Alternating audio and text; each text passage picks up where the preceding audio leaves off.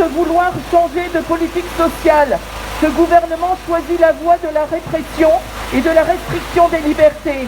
Il reste sourd aux critiques, y compris internationales, sur sa loi de sécurité globale qui restreint la liberté de la presse, contribue à invisibiliser les violences policières au lieu de les combattre et institue une société de surveillance à base de drones notamment.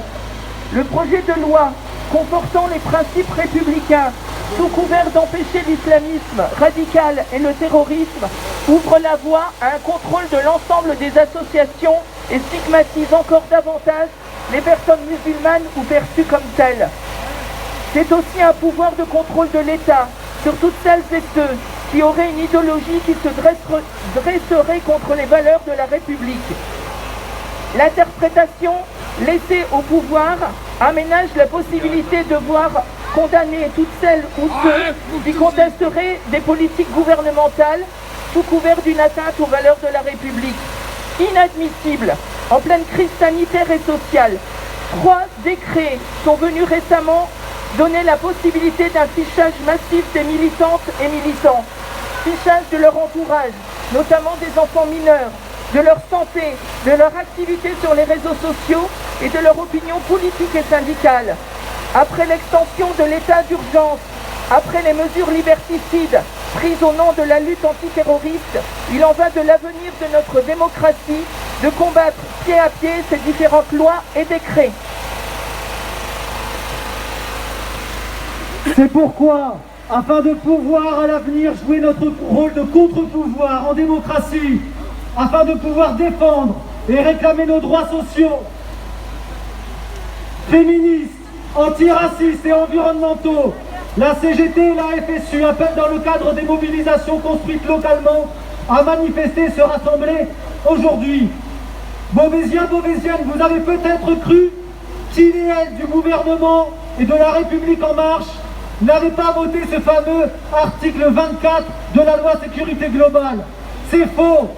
Vous avez peut-être cru que les journalistes, les observateurs de la Ligue des droits de l'homme ou les observateurs citoyens que nous sommes toutes et tous seraient mis en danger à chaque fois que l'on sort notre téléphone pour filmer les dangers de l'État dans les manifestations, dans les rues, dans les quartiers, devant les blocages d'entreprises, devant les lycées et les universités mobilisées.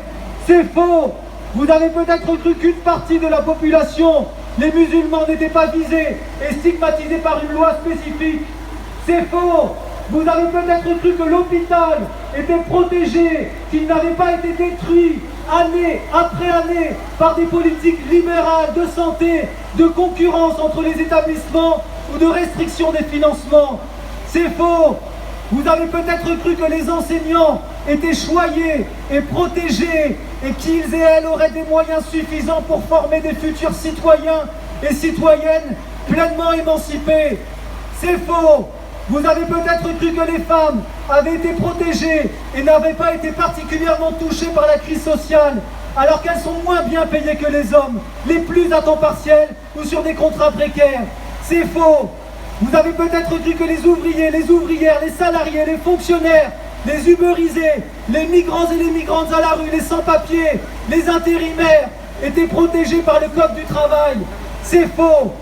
Vous avez peut-être cru que les étudiants boursiers étaient protégés par leur statut de jeune en formation et qu'ils se contenteraient de 150 petits euros pour leur permettre de vivre dignement. C'est faux. Vous avez peut-être cru que les retraités qui perçoivent un salaire à vie étaient protégés. C'est faux. Ceux qui disent et celles qui disent qu'aujourd'hui nous protéger avec une loi de sécurité globale, en réalité, ils détruisent l'état de droit. Alors aujourd'hui nous disons stop à cette loi, elle ne doit pas être votée, et si elle l'est, on descendra encore dans la rue et nous dirons non. Nous voulons le rappeler fortement à Beauvais comme partout en France aujourd'hui, stop à cette loi. Sans liberté, il n'y a pas de droit. Sans droits effectifs, pas de liberté.